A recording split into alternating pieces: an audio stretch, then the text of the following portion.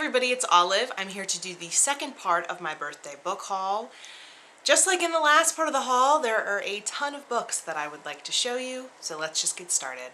Like I said in the last part of my haul, this part of the haul will contain all the books on fiction and science fiction and fantasy. I'm going to start with the fiction books and then transition into the sci-fi and fantasy. The first book I picked up was The Emperor's Children by Claire Massoud. This book takes place in New York City. An early 30s failed novelist named Marina goes home to live with her parents after not being able to finish her novel. She then meets up with her cousin and then another one of her friends, and they're kind of living their lives in New York City trying to figure out what the world has planned for them.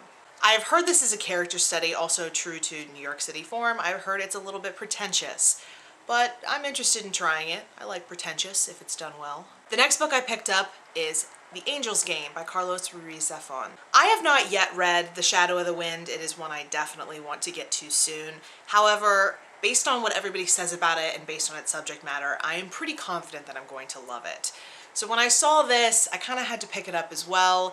I saw it at a library book sale and they actually had both the hardcover and the paperback. And while normally I would have sprung for the paperback, I had to get the hardcover because of this design. If you watch my channel, you know I like to take off the dust jackets when I read hardcovers. And this is what it looks like without the dust jacket on. It's stunning. This book is set in Barcelona, and as the design of the hardcover may insinuate, it's another book about books similar to The Shadow of the Wind. The next book is The Headmaster's Wife by Thomas Christopher Green. This book follows the headmaster of an elite school in Vermont. He is found naked wandering the streets by the police, and when they take him into custody, he starts telling them his story, which is part mystery, part love story, has a lot of heartache and trauma in it. I am really excited to read this one next fall. I've had a lot of success reading books set in academia in the fall time. It just really gets me in the mood for these books when the weather is changing. So I think fall next year is when I'll be picking this one up. The next book is The Drowning People by Richard Mason. This book is about a young man and a young woman who get caught up in a whirlwind, passionate love affair. The woman eventually forces the man to betray his best friend, which sets off a series of tragic events. Next is Ghost Written by David Mitchell. This will be my first David Mitchell. I was originally going to pick up Slade House, but I heard it really helps if you have read The Bone Clocks before that. I want to be able to savor Slade House as much as I possibly can, and so I want to read Bone Clocks before that. But I think starting with David Mitchell's early work will be helpful. This is, true to David Mitchell form, a series of interconnected stories from people all over the world, including a museum guard at the Hermitage in St. Petersburg, which of course I am all about. The next book I picked up is Too Bright to Hear, Too Loud to See by Julianne Gary. This is a very important book that talks about mental illness, specifically bipolar disorder. The narrative takes place over the course of the time it takes the main character to get 12 different electroshock therapy treatments. The man who is getting these treatments has left his successful job and loving family behind to go explore the world, which really allows his bipolar disorder, which he has been repressing, to come to the forefront. I really want to read this one during the first week of October next year, which is Mental Health Awareness Week. I think this would be a very fitting pick for that. The next book has a really interesting design to it. It's called Twinkle Twinkle by Kaori Cooney. This book sounds really, really interesting. It's a story of a man and a woman who enter into a fake marriage of convenience. He is gay and she is emotionally incapable of sustaining a relationship, so they decide to get married to kind of get their parents off of their backs. But when they enter into this marriage, they realize that even fake marriages can be quite difficult. Also, the cover design of this is really cool, as you can see. And then this is what the end papers look like, kind of paper doll looking. And then the front looks like this. Overall, it's a really cool book. It's also very short, so I'll be able to blow through this one. I do not read a lot of Japanese literature, so I'm interested to try this one out. Next is The Chocolate Money by Ashley Prentice Norton. This is a book about a girl's very complicated relationship with her mother. Her mother is the heiress to a very large fortune from the chocolate industry. She grows up in boarding school while her mother is off gallivanting, and then she ends up knowing people that are related to her mother's lover. I kind of have a weak spot for reading books about the upper classes and all the crazy things that they do. So I think this book is going to be really fun to read for me. Also, this little girl on the cover looks just like Kiernan Shipka from Mad Men. Am I right? This next book is actually 2 novellas in one book, and that is Sometimes the Soul by Gioia Timpanelli. It says, a renowned storyteller who has beguiled audiences around the world offers these mesmerizing novella-length fables about 2 young women and the transformative power of art. In A Knot of Tears, a baroness locks herself up in the Green Palace, only to have her seclusion interrupted by a parrot that flies through the window. When a sailor arrives to retrieve his companion, the young man and his pet delight her with 3 inspiring stories, while an unscrupulous suitor schemes to lure her out of her house and into his arms. In Rusina Not Quite in Love, Timpanelli recasts Beauty and the Beast as the tale of a loving young heroine who escapes her poor family to live at the estate of Signor Sebastiano. A devastatingly ugly man who prefers plants to people, Sebastiano leads Rusina to the true meaning of beauty. Lyrical, enchanting, wise, these timeless stories are, in the words of the Baroness, simple, but not so simple, as they enlighten readers about the virtues of love, solitude, and art. This sounds so charming and so beautiful. I'm really excited to get to this one. The next book is called Highstrung by Quinn Dalton. First of all, this cover is the most awesome late 90s, early 2000s thing I have ever seen. This is about a woman who leaves her editing job in London to return home to Ohio, where she's staying with her parents. Her family seems really kooky and dysfunctional, and that sounds like so much fun. I think this would be really perfect to read while I'm traveling. The next book is Bombay Ice by Leslie Forbes. This one also has a really cool design.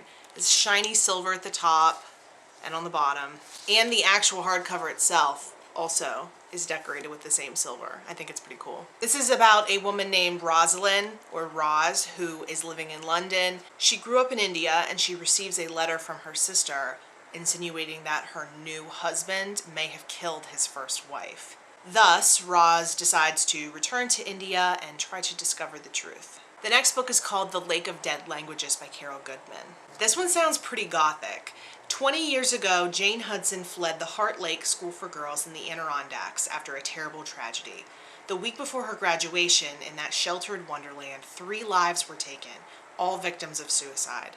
Only Jane was left to carry the burden of a mystery that has stayed hidden in the depths of Heart Lake for more than 2 decades. Now Jane has returned to the school as a Latin teacher, recently separated and hoping to make a fresh start with her young daughter.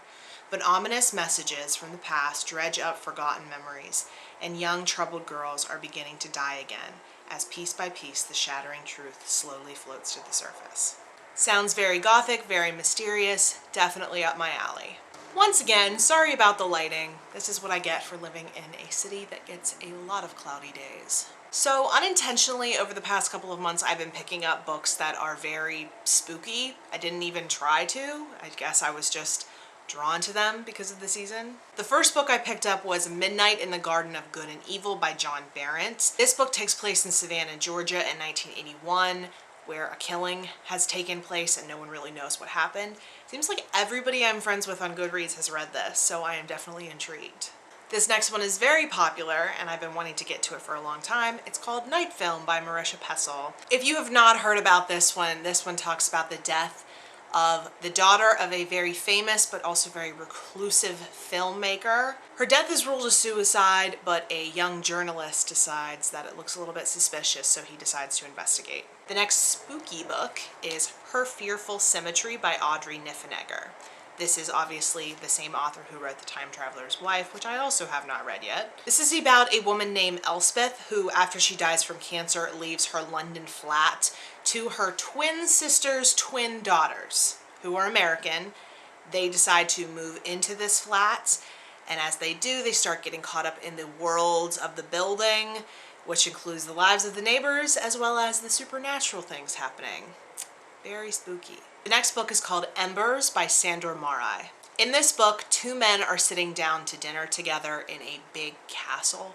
This is their first meeting in 40 years, and during their last meeting, something really terrible happens. And this is the first time they're seeing each other since that happened, so obviously they have a lot to talk about. That sounds really compelling.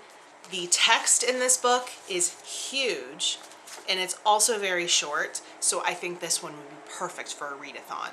I then got to cozy mysteries, since I've been loving the Amory Ames mystery series so much. The first book takes place in India. It is The Case of the Missing Servant by Tarquin Hall. And the second takes place in Scotland, and that is The Sunday Philosophy Club by Alexander McCall Smith. The last of the spooky/mystery books that are in this haul is The Best of Sisters in Crime. This is a collection of 30 short crime stories written by women. This next book is the last of the fiction books. It is also a YA book, which I do not read much of, but I found it so intriguing I felt the need to pick it up. That is The Wrath and the Dawn by Renee D. You have probably heard of this one by now on BookTube. It is very popular. It is a retelling of 1001 Nights. Next up is the science fiction and fantasy. The first two are also YA. First is City of Savages by Lee Kelly. In this book, World War III has broken out and Manhattan is now a prisoner of war camp. This book is about a young girl in the Central Park prison camp who is searching for answers, and she and her sister are going to put themselves in danger in order to get them. The next is White Magic Spells to Hold You by Kelly Easton. This book does not have very good reviews on Goodreads, but it's a short, fun-seeming little book. It's about a witch who is teaching a young girl good spells, aka white magic. I was originally on the fence about picking this one up, but I decided to just go for it. It is The Quick by Lauren Owen. Vampires, 1892. It seems cool. The next book I heard about on Sana from Inkbone's Books channel. That is Sorcery and Cecilia, or The Enchanted Chocolate Pot. This one is by Patricia Reed and Caroline Stevermer. This book follows two cousins, a college of wizards, spies, spells, handsome strangers.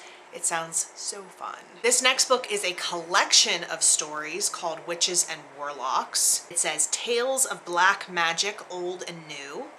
I'm really excited about having all different types of magical stories in one collection.